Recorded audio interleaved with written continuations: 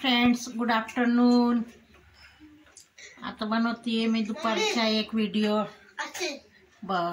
एक दुपारचा व्हिडिओ बनवते। आज व्हिडिओ बनवायलाच विसरली म्हणजे काय, पोरांचा अभ्यास चाललाय, मग मोबाईल त्यांच्याकडे असतो। तर हे बघा, आमचे सगळे काम वगैरे सगळं झालेलं आहे। आज हिमांशू कॉलेजला गेला नाही, हिमांशू जेवतो आहे, तनिष्का पण जेवतीये। तनिष्का हा जेवायला बोला ना, जेवायला। तनिष्काची जीभ कावट कापलं काय, त्या जीभ कापली आहे, गोड खायला भेटणार आहे। तेच तर, हिमांशू पण जेवतोय, माझं झालं जेवण। पोरांना जीव घालता मी जीव घालत होते, हिमांशूलाच पण आणि तनूला पण। तर बाशी चपात्या होते, मी तेवढं खाल्लं। आता त्यांना म्हटलं फ्रेश आहे, सकाळच्या आहे चपात्या, ते खाऊन घ्या। आता हे हिमांशू जेवते, कारण काय आमच्या घरात प्रत्येकाला वेगवेगळ्या भाज्या लागतात। तनूला आता वरण दिलं, हिमांशू खातोय शेपूची भाजी। तनूच्या पप्पांना पण शेपूची भाजी दिली, मूग डाळ घालून छान लागते शेपूची भाजी। हिमांशूला पण आवडते, मला पण आवडते, तनू पण खाती। पण आता काय, वरण दिसलं मग ती वरणावर हे करते।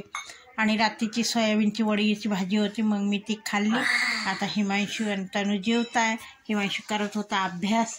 बघा, हिमांशूचा आता परीक्षा चालू होणार आहे 8-10 दिवसांनीच, तर त्याच्या वेळेस जवळ बसावं लागतं। मुलं काय करतात, मोबाईल घेतात आणि मोबाईल बघत बसतात, म्हणून मी त्याच्यासमोर बसली आहे। आमची तनिष्काला झाली आहे सर्दी।